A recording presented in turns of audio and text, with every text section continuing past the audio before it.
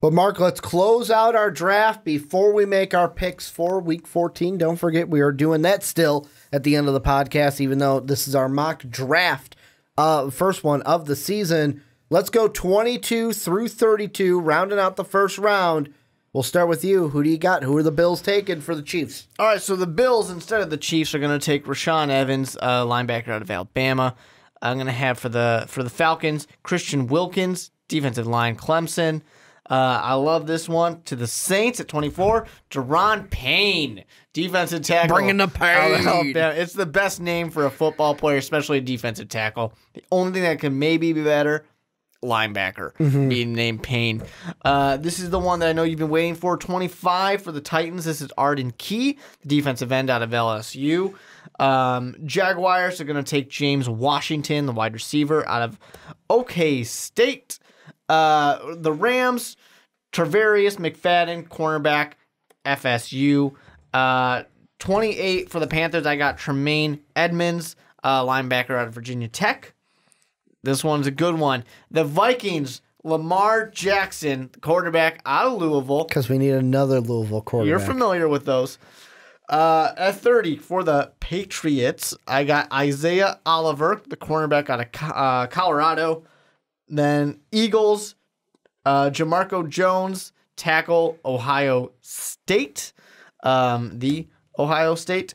And then finally, 32 for the Steelers, Raquan Smith, linebacker out of Georgia. You know what's the one thing I will say?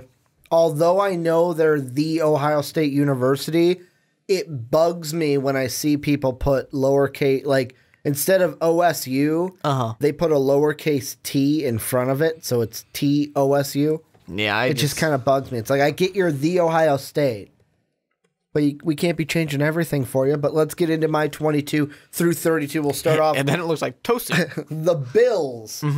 For the Chiefs, they are drafting Deron Payne, the defensive tackle from Alabama. Then we got Mo Hurst, friend of the show, going to Atlanta. I hope he likes it down there in Georgia because he's going to the Atlanta Falcons at number 23. Number 24, the Saints, going with Tremaine Edmonds, outside linebacker from my Hokies. I like my Illini, but my Hokies as well. They're one of my teams.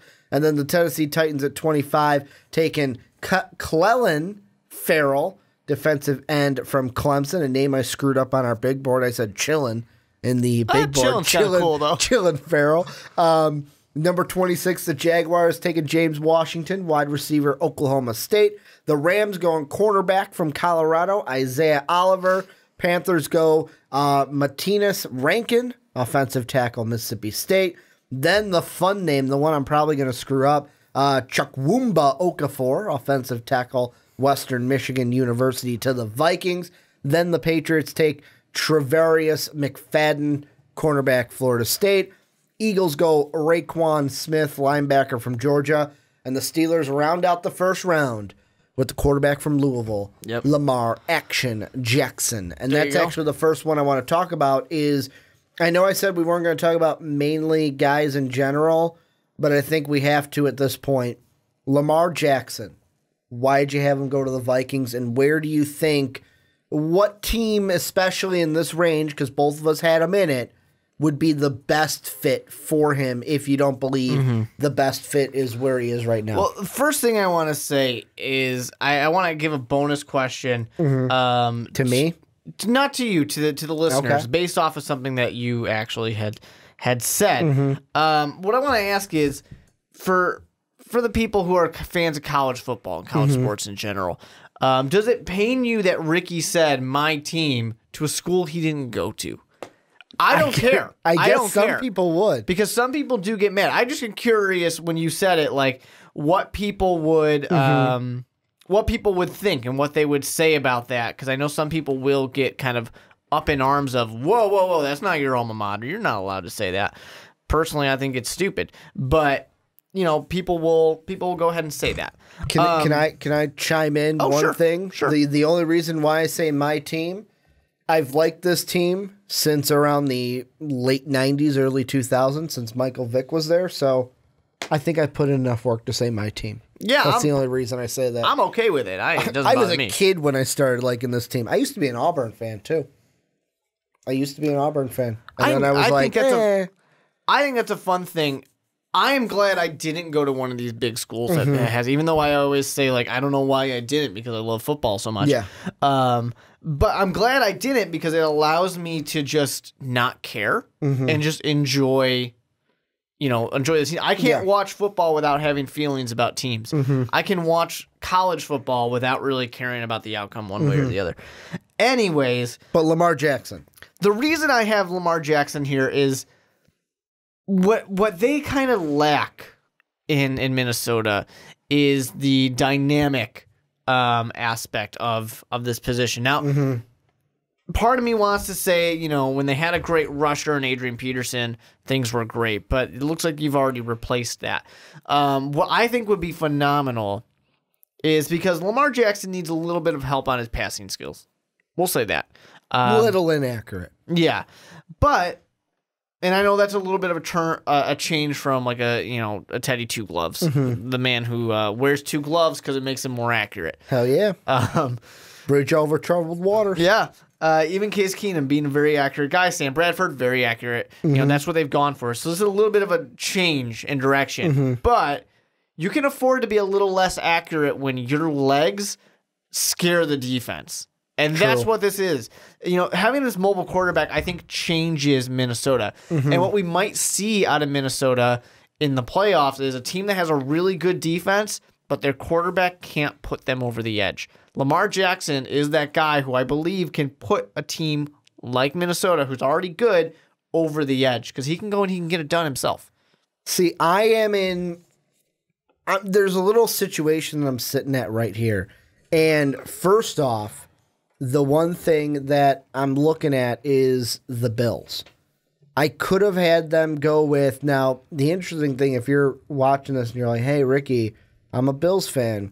You had us go defensive line with... You had us go earlier with Wilkins.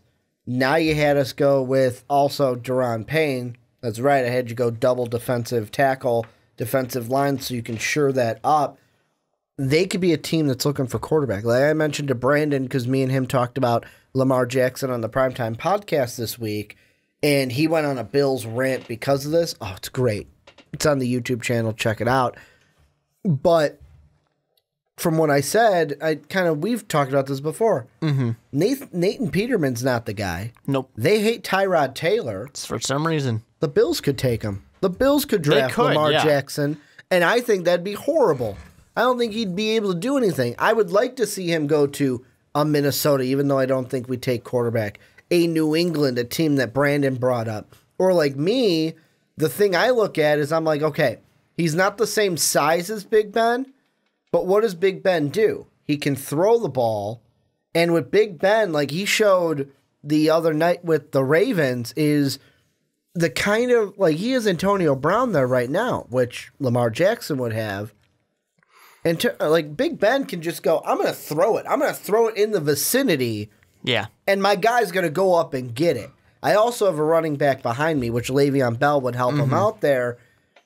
But I feel like the skill set with Big Ben and Lamar Jackson, just on the simplest plane of they can both throw and use their legs, that's the place I would like to see him go. And Lamar Jackson, I feel like, would come into that locker room and completely buy into that Steeler culture and become a Pittsburgh Steeler, which would mean you'd love him or hate him. Yeah, I think it's going to be interesting. I think I can totally see it happening with the Bills, but I think it's too early. This is one of those ones where I have him in the first round. I can almost guarantee you, mock draft 2, he's probably not in the first round. He might be, but he's probably not. I think more things are going to happen, and we'll have the climbers, we'll have the fallers, and I don't know that Lamar Jackson's going to be managing to stick around. It's tough when I try and find another place for him to go. If it's going to be in the first round, it has to be at the end here. The only team I can see maybe having it happen is the Jaguars. I don't know if Tom Coughlin's really that into it.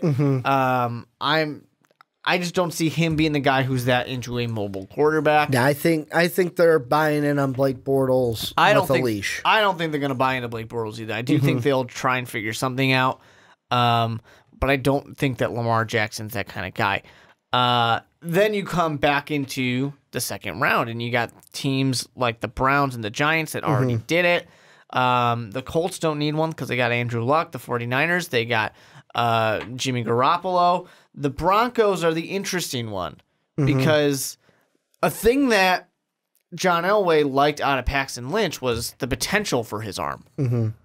I don't think we have that out of Lamar Jackson, but he does show that he is willing to have a mobile quarterback who might have questions about arm accuracy, strength, and things like that. So I think the Broncos become a very interesting one. But honestly, I don't really know right now where he's going to fit in that well because I think a lot of the teams he would have fit in pretty well with already had the quarterback figured out. Let me ask you this. What about the Saints? And the only reason I say that is, and I mentioned this on the Primetime podcast, I'm not saying that, hey, that's a perfect fit, but it's one where, hey, you need to work on your accuracy. We're going to let you work on that accuracy. You can sit behind Drew Brees for however long we have him, and you get to work with a coach. Well, knock on wood, he gets to work on a coach like Sean Payton could leave any day, but you get to work with a coach like Sean Payton in a team that defensively is a lot better than it was a year ago. Yeah, I think the Saints are hoping that Baker Mayfield manages to still be there when they pick. True. I think the Saints are built better for strong arm type of quarterback, big pro style guy. quarterback. Yeah, not could it happen? Sure. Dual threat. I just don't buy it. Not that I don't buy it. It's just not what I expect, I guess. I will ask you this: any team, because when we get to this point in the first mock draft of the year, like this is the most interesting part of our mock draft because, yes, these are playoff teams. Eagles are in the playoffs. Vikings are going to be in the playoffs. Steelers, Patriots. But like those other teams, like the Bills could fall out. The Falcons could fall out. Yeah, for sure. Are there any of these teams that you're looking at? Hell, the Rams could still fall out and the Seahawks could move into this bracket with how everything goes. Is there any team in this bracket that you're looking at where it's like, hey, I want to talk about this team? I want to look at this team right now. Well, I think what'll be interesting, you talk about teams falling in and out. I expect the Seahawks to get into the playoffs, which are going to bring them up. Bring them into this bracket. Yeah, I kind of expect the Falcons on the flip side to fall out of the playoffs, things like that. So that's certainly going to change some things. What I think is going to be interesting to me is a team like the Rams, which should be a clear cut. They should take defensive backs. That should be what they go for. But at the same side of that, this is a team that has such a high-powered offense. I wonder, do they just try and put their pedal to the metal and just go even further in on offense? Because yes, they need this defensive. They need something on defense to stop opposing teams. That's what I say. You go with your cornerback. I think they could be a team that tries to make that splash with yet another wide receiver.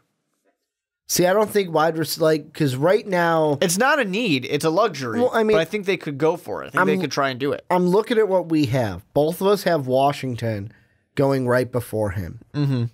Sutton's off the board, especially on yours. Kirk is off the board. Like on mine, the top wide receiver is Christian Kirk, who's better as a slot guy. Which I'll be completely honest. If you're going to draft Christian Kirk, and this, I don't care how this sounds, you already have that in Cooper Kupp. You have Watkins if you keep him. You have Robert Woods. They're doing good for you. You have Cooper Kupp, who's been doing good for you, who was playing like a number one wide receiver when Sammy Watkins was out because he always misses games during a year. I just don't think you need to do that if you're the Rams. No, like I said, it's not something they need to do. I just could see it being that luxury of, let's go for it because, it's the Rams, greatest show on turf. Let's go out there and let's be that. The only other pick I would have made for them right now if I switched Oliver out from the Rams would be Matthias Rankin. Part of me was like, you know what, let's have him go offensive tackle, protect Jared Goff. But then I was like, you know what?